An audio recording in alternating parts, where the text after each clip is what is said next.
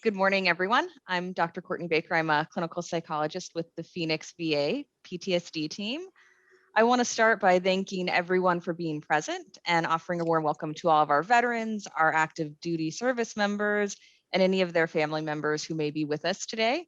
I also certainly want to offer a warm welcome to our professional colleagues and our community partners and anyone else who may be joining our summit. We're really excited to put on our statewide summit for post-traumatic stress, and we're particularly pleased that we are presenting a united front and that we have all of our Arizona VAs represented. We have the Phoenix VA, the Northern Arizona VA, and the Southern Arizona VA all here today, and we're very excited for that. We also want to send a huge thank you and expression of gratitude to the Arizona Coalition for Military Families who partnered with us for this and who we could not have been here today without their guidance and help. We have a really wonderful lineup for all of you, and we are really excited to spread awareness of PTSD, and we're hoping to empower anyone who has had their lives touched by trauma, whether they've had their lives touched by trauma personally or a loved one has. And to get things started, I'd like to introduce Dr. Chris Kratz. Dr. Kratz is the Associate Chief of Mental Health for the Phoenix VA. So I'm going to turn it over to him. All right. Wow. Good morning, everyone. So can everyone hear me okay?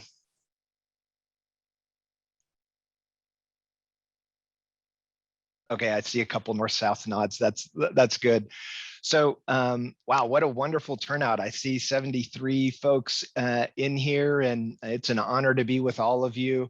I want to thank the Arizona Coalition for Military Families, and as well as our organizers for putting this on, and also thank our partnership with Be Connected for their important role as well.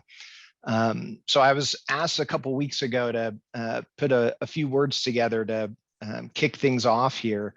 And so I've been kind of mulling things over in my head for the last couple weeks. And in kind of reflecting on things, it dawned on me a few facts. So one is that I'm the grandson of one of the first women to serve in World War II. My grandmother was in the Navy Reserves, which was activated during World War II to help train Navy pilots.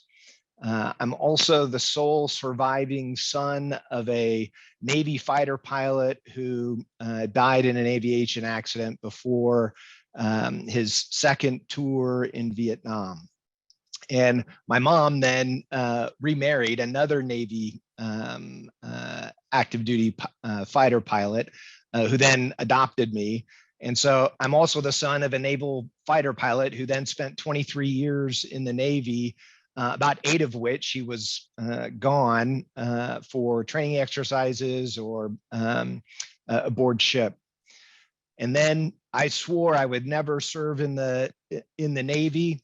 And so, you know, what does a son do in that case? But I joined the Army. So I then spent now 21 years in the Army. I've served in all 3 components, about 13 years on active duty, about almost 8 years in the Army Reserves, and then also served in the Arizona Army National Guard for a number of years. I have 6 combat deployments and have spent about 50% of my career in the special operations community. And as I was kind of reflecting, I realized, you know, some of my best memories are from my time in the military, as well as some of my worst memories. Some of my best friendships have been forged in the military. The sense of purpose, the immediacy of accomplishments, all came from the military. My training as a leader largely came through the military. You know, and in the military, you get, you know, you get nicknames, and especially in the special operations community. You know, I work with folks whose names were Brick House, and then I worked with an individual named Slappy, who was one of the funniest guys I've ever served with. And then you know, I wasn't fortunate enough to get a cool nickname. Mine was Cartwheel, which is probably a different story for a different time. But you know, some of my best memories come from my time in the military. And then there's things, even as a psychologist, that honestly uh, uh, you just don't anticipate will impact you. How your perspective or worldview might change based on deployments, how your values might evolve. I am a very religious and spiritual person, and so how assumptions about God, how everything that you were taught about what's right and wrong, how all of those assumptions are challenged at times, and then how you integrate all of that into who you are now based on those experiences. That's no easy feat. I'm often asked why I serve, given both my family background as well as my own experiences. And I joined because service and sacrifice was a value that was very dear to me. It was a very tangible value of mine. I stayed because of the camaraderie, the friendships that I forged, and the mission. And I can remember viscerally, probably most importantly, why I still serve. I remember that specifically the last deployment with my kids clinging to my legs as I was, getting ready to go out the door yet again. The thought that went through my mind is, this is no longer about, just the friends that I have or the mission. This is because I don't want them to have to go through this. And this is because I don't want their husbands or friends or those that are dear to them to have to go forward and do what the nation is calling us to do. But all of that comes with impacts. Impacts to marriages, impacts to kids, impacts to broader family systems. I have some friends in the special operations community that, despite having a nickname like Cartwheel, I actually do have friends that I still serve with in the military. And one in particular, a command sergeant major who spent over 30 years in the military, very significant leadership roles, had deployed probably 20 some odd times. And he came home from one of his deployments, and the family had been watching American Idol, and they were at the dinner table, and his wife and kids were kind of arguing about who won or who was voted off, and he just became irate and jumped up and just yelled about how absolutely insensitive and out of touch they were. That there were individuals that were dying downrange, and it was only through him kind of coming forward, his commitment to some intentional, both couples and individual work, that he came to realize how impactful his service had been on those around him. And these are bright folks. These are folks, the average IQ of folks in special operations is about 120. And they're emotionally pretty savvy too. So, it is very common for folks to not fully appreciate the true impact for everyone around them. I have another command sergeant major friend of mine, over 28 years of service, multiple concussions, chronic pain, was on all kinds of pain medications, had burned through several marriages, and been diagnosed with PTSD at one point, had developed suicidal ideation. And it was, again, only through individual and family and couples work, the dedicated work of his providers, and an ongoing commitment to growth that really he began to make significant progress. And now he is a very strong advocate in the special operations community to educate folks about both PTSD as well as suicidal risk and kind of broader efforts for that community. So those are just a few individual stories, really, of what can be multiplied by thousands, and why this summit is so important. Given my role in special operations, I'm constantly reminded, someone right now, it's about 7 p.m. in the Middle East right now.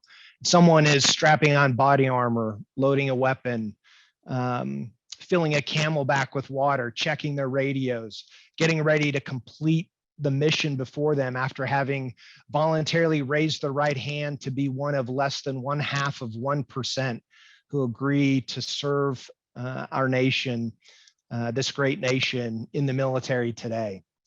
And just like my experience, there's a multitude of reasons why they serve. And while some impacts might be anticipated, like family members who don't want you to go, and despite having to deploy, there are many, many other impacts that simply cannot be anticipated that folks might experience. And that's what makes this summit so important. Important for our veterans, the family members and caregivers who surround them, as well as our providers who serve them in their growth journey as they come home. So on behalf of our veterans, I want to say thank you. Thank you for your willingness to be here today to learn how PTSD impacts both intimacy as well as one's relationships with their kids, their spouses, to learn about moral injury and the impact of TBI. And then importantly, how to take all of that and continue on the journey of growth following all of those experiences. So with that, I'll turn it back over to Dr. Baker, and thank you all for being here. And I look forward to a great set of presentations.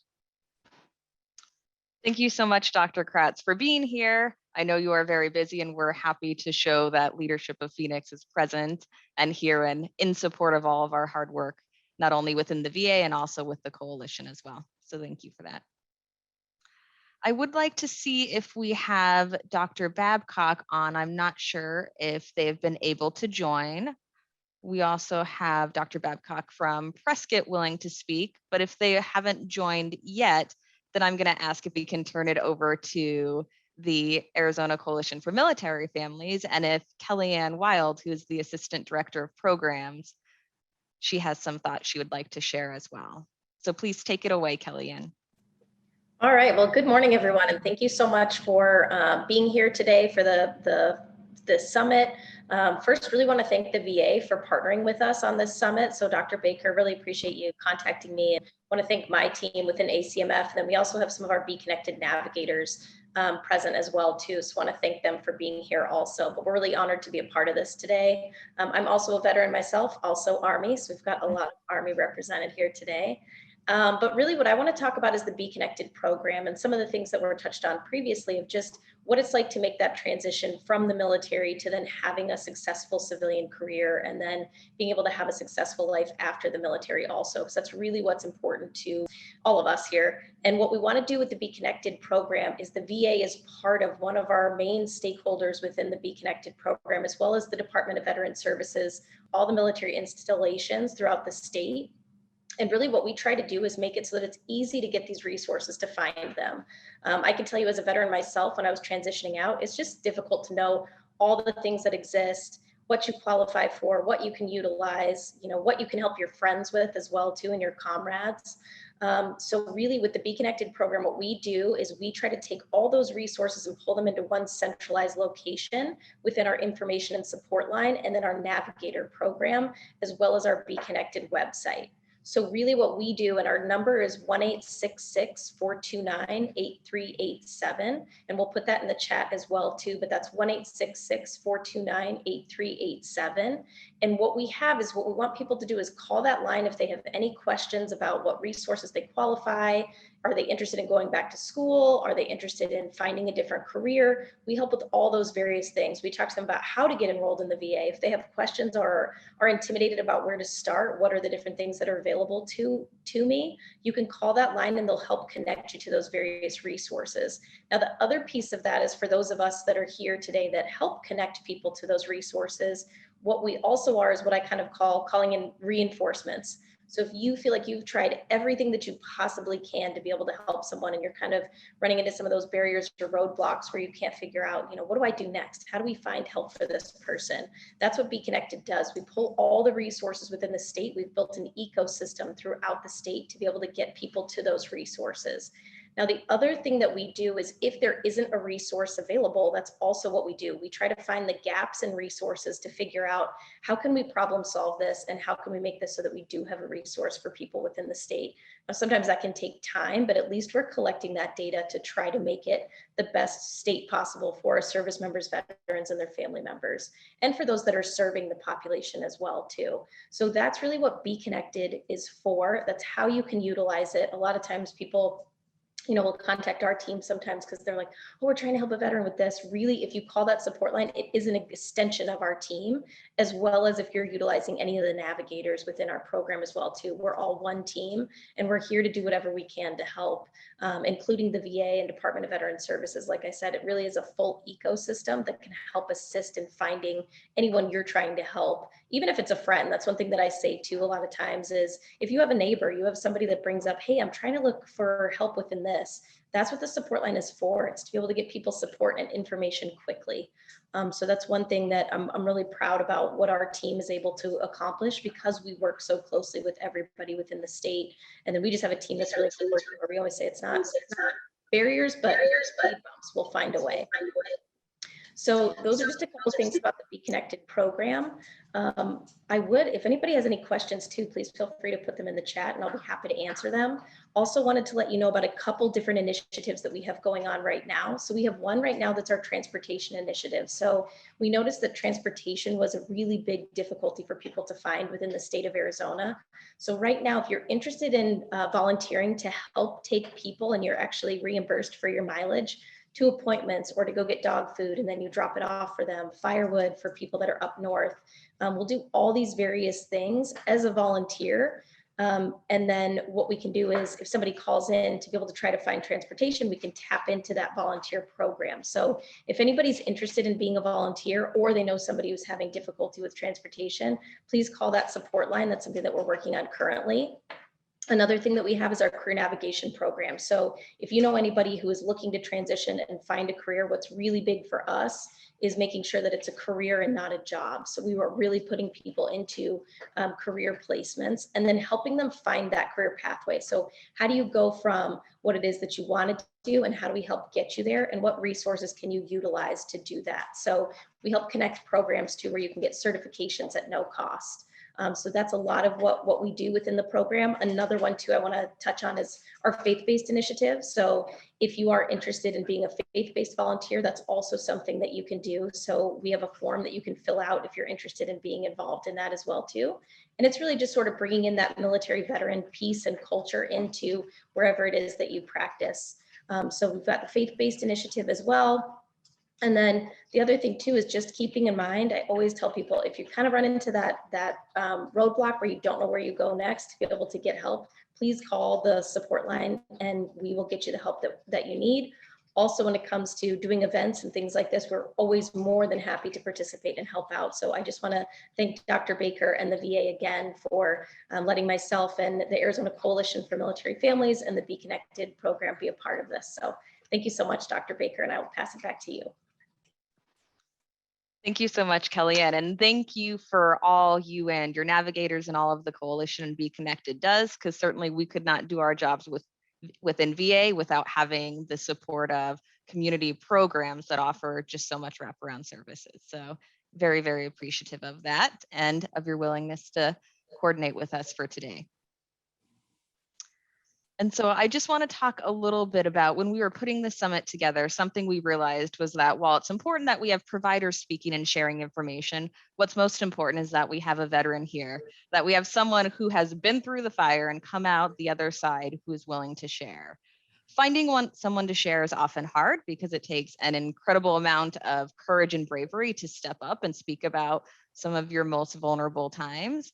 And so it's my honor to introduce Sveno Olsen, who is a veteran who has gone through PTSD treatment and is here to talk about the good, the bad, and the ugly. And we're very happy to have him here. And with that, I would like to, again, introduce Sveno. Thank you, Dr. Baker. Thank you very much. I am one of those minions that Dr. Kratz mentioned, thousands of veterans who have fought the good fight, come home and been surprised by what we found when we came home. So for me, it's been a paradox of memory. I've lost significant memories. I've had 2 brain traumas, 9 significant traumas in the military and outside the military. And that paradox of memory is that I can't remember the good stuff. A lot of the good stuff. I can't remember my children growing up. But I'm haunted by the bad memories that come in nightmares.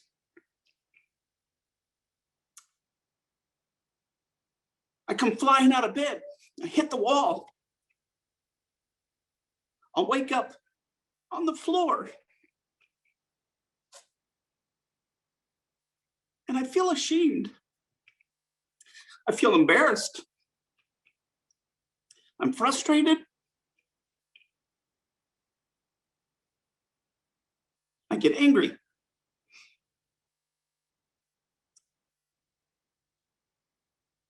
For me, the photos of my children growing up are what I can hold on to, those good memories. I hope someday they come back.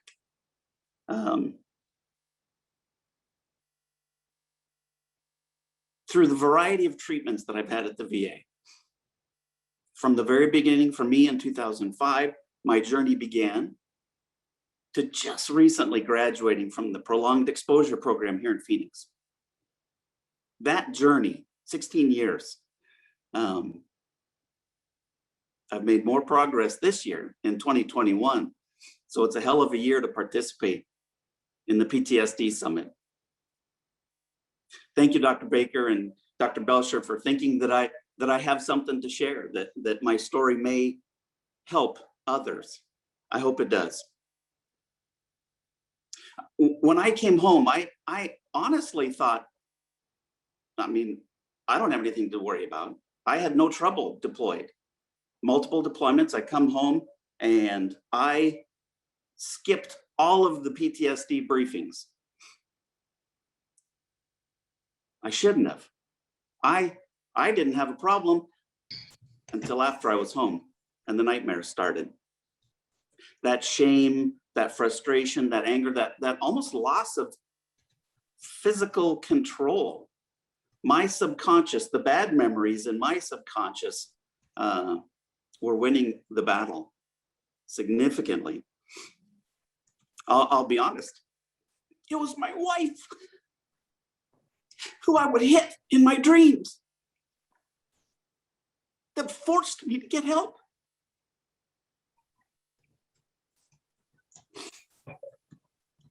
So through the tears, my lawyer requires that I give you a disclaimer. You're in the splash zone. This story is going to be hard to share. It's hard to think about. So you may have to wipe your camera off. Maybe it's your tears, maybe it's my tears. But welcome to the splash zone. I can get a little emotional through this. But Dr. Baker said, that's okay. I have her permission. This is my journey. Your journey will be different. What works for me may not work for you.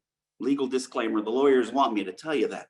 But a lot has worked for me. I've taken bits and pieces from throughout my journey. The last disclaimer is that you're not alone.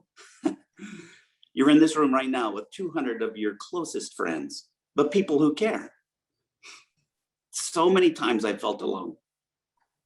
I thought I was alone. I thought I was on this journey alone. I wasn't. I never was. But you have to learn it. You have to learn that. So I want to share with you some bits and pieces from my journey. I hope it inspires you to run into the storm. not just sit and wait for this whole thing to just happen to you, to just let it keep happening to you. It can destroy your journey, or you can turn it into a grand adventure. When I was in prolonged exposure, the most recent program, I decided I needed to be the bison. At church, I had learned about the comparison of a bison and the cattle. And I want to run into the storm. So this morning, as I share my thoughts, I'm going to share some of my treatments and the variety that from the beginning to the end. I'll summarize it quickly. I want to touch on caregiver impact. It's been huge for me. The good and the bad and the ugly. I want to share about my success with prolonged exposure. And I want to share about my recovery. I still cry. That's okay. I'm going to try to be vulnerable with you. So let's focus first on this never alone piece of the puzzle, because I felt so alone. I was initially diagnosed when I came home and finally sought treatment after the nightmares, and my wife forced me to get help. In the most recent set, I should disclaimer that Mrs. Olson 2.0 recently forced me to get help. So let me, because I said Mrs. Olson 2.0, let me share real quickly about the caregiver impact. So Mrs. Olson 1.0, I was married when I joined the Army. I'd been in the Army for a long time when I started deploying.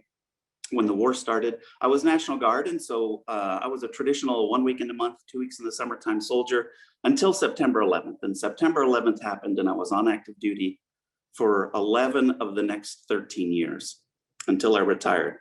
So a lot of active duty, multiple deployments. Mrs. Olson 1.0 had been with me for that early part of my military career.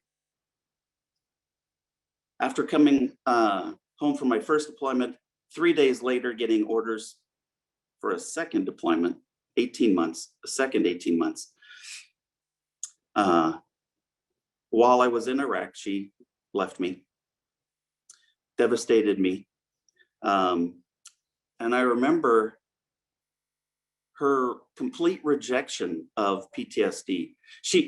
When I would try to explain to her, as I was desperately trying to save my marriage, save my family, my sons, from the destruction this was causing.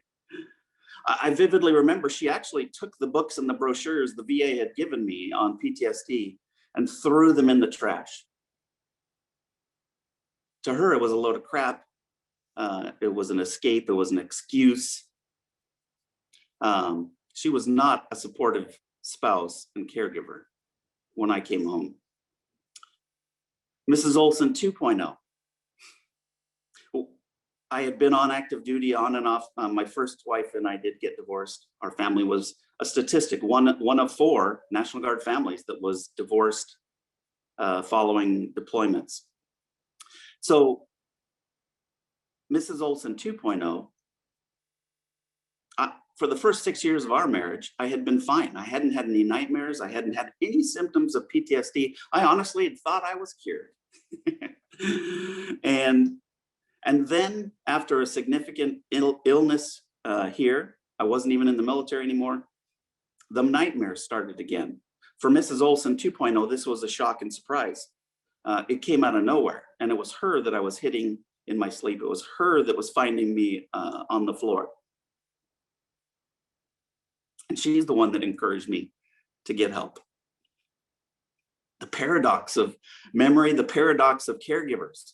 One that takes the brochures and throws them away, and the other one that says, let's get help. She took me to the VA, and I got CBT training, individual counseling. Then I did group therapy, and then I did couples therapy. And all of it helped. It all helped. I was never alone on that journey. That was one of the most powerful pieces of the puzzle for the group therapy. I had felt so alone, and I wasn't. The VA saved my life. Initially, I was diagnosed as suicidal and homicidal. I remember vividly sitting with the psychologist who called the police and said that I was homicidal. And with my permission, understanding what was happening around me, I gave them permission, and they came to my house and they confiscated all my weapons. I recognized that I needed help. I recognized that I was not in a good place, and that at that point in time, that was the right thing to do. I credit the VA for literally saving my life. Other organizations, Outward Bound, Wounded Warrior Project, Boulder Crest Foundation, Higher Ground, Arizona Coalition for Military Families. I'm now a trained navigator. But I want to credit Mrs. Olson 2.0. I'm not alone anymore. Certainly not like I felt for so many years. I want to encourage you, don't give up. I've lost 2 friends to suicide. When I say I felt alone, I deeply felt alone, and I self-isolated more than I ever should have. And I vividly remember sitting in the church parking lot where I would take my children to church, and then I would sit in my car, and there was another veteran friend of mine, and he would take his kids to church, and he would come back out and sit in his car, and we would look at each other and we would wave. Both of us struggling with the exact same struggle, not sharing, not knowing. And one night with a gun I had borrowed from a friend because the police had taken mine, I was ready to end it. And late at night, sitting in my office with that gun, I got a phone call at 11:30 from a friend who said, "I just feel like I'm supposed to call you." That call saved my life. I didn't pull the trigger that night, but the guy in the car across the parking lot, he did that same night. Both of us going through the same thing. I had no idea that he was struggling with the same things I was struggling with. He didn't get the phone call. I got the phone call. My life was saved. And he pulled the trigger.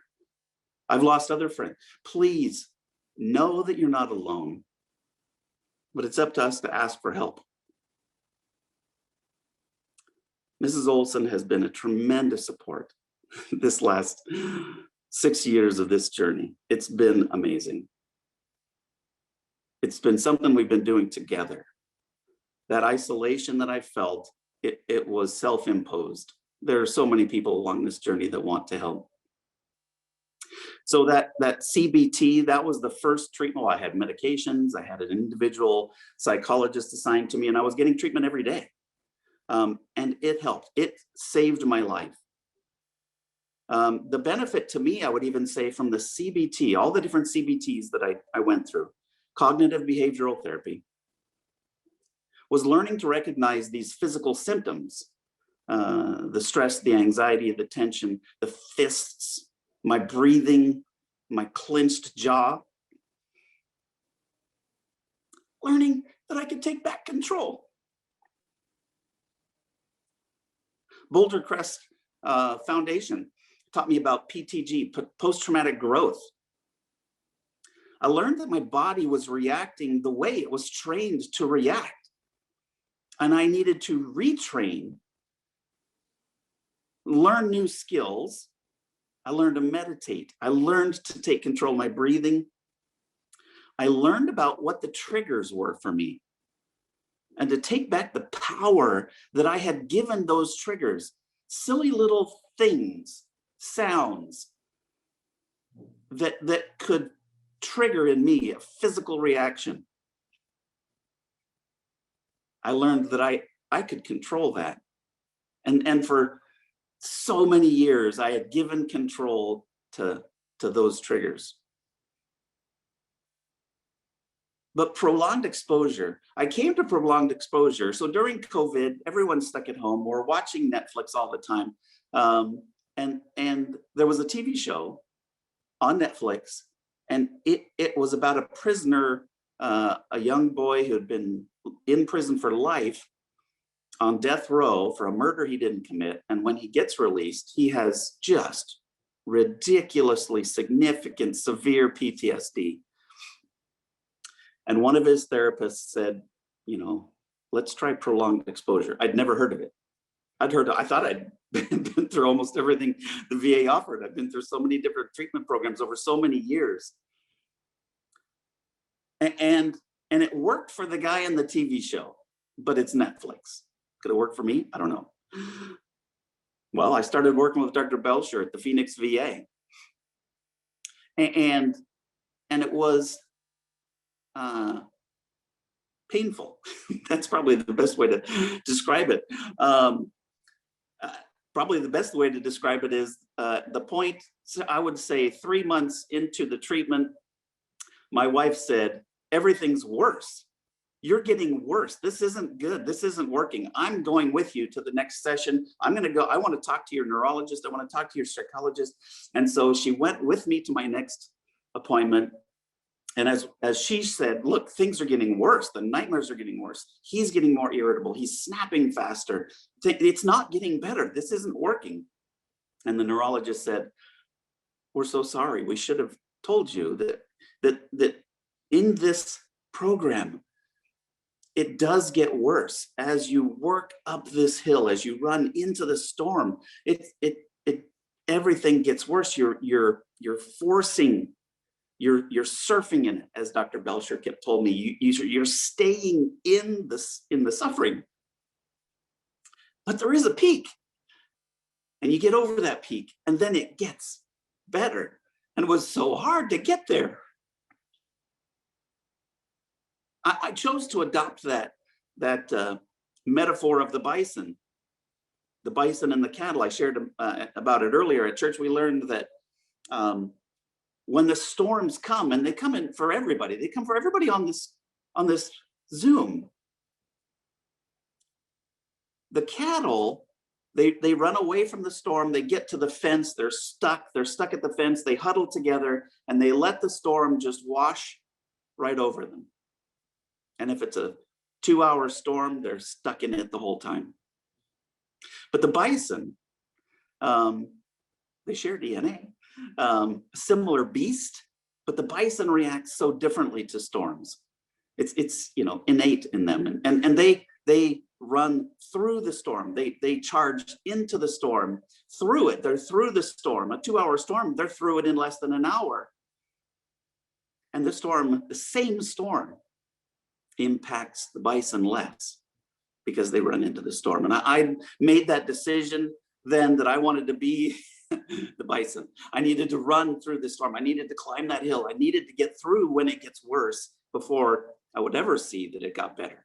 And I have friends who've tried PE and have told me afterwards, I couldn't do it. I just couldn't do it. And I'm like, there is a peak. You can get over it.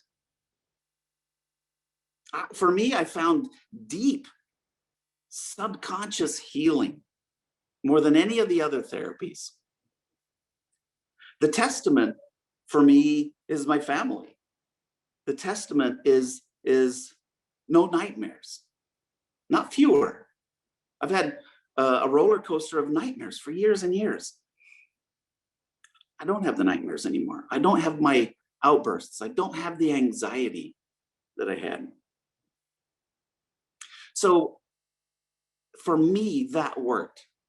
I want to encourage you to find the one that works for you, whether it's CBT individual, CBT group, CBT couples, EMDR. I've never tried that one. I almost tried it and then COVID hit and I got derailed there. But I'm glad that I found prolonged exposure. I want to give you a call to action. Don't wait until you punch someone. Don't wait until you hurt someone else to try to seek help. Don't wait till your wife or significant other forces you to go get help. Let's be men and women that recognize there's thousands of us that need help.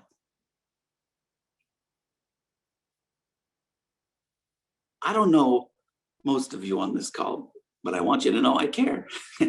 Just like every other doctor here. I'm not a doctor. I'm one of the minions, but I care. So I'm doing my part today, embarrassing myself with my tears in front of you, telling you to get help.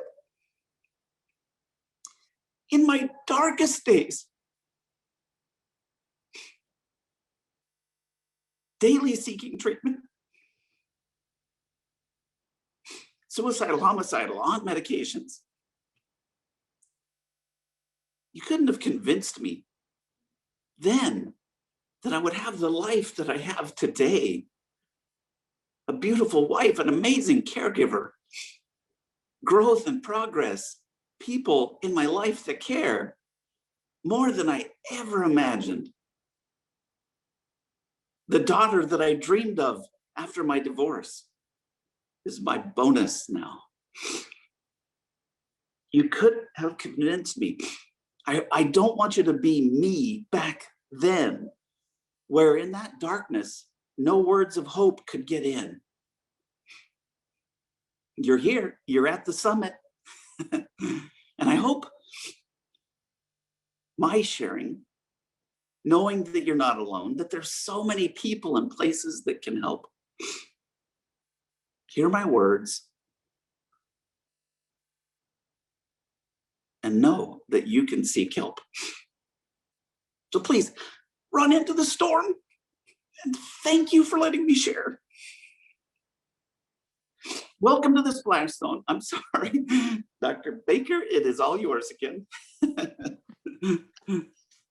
Thank you so much, Sveno. I think I speak for all of us when I say, wow, and what an honor to be able to hear your journey and for you to be able to share it for others and to call them to action. Treatment is not easy, but it works. And you were someone who continued to move forward and you kept fighting, and to be on the other side and to share that and be vulnerable is huge. And as I mentioned earlier in introducing you, we can talk all day as providers and community partners, but what's most powerful is hearing from one of your own. And thank you for being willing to step up and be the beacon of light for everyone today. Thank you. Thank you so very much.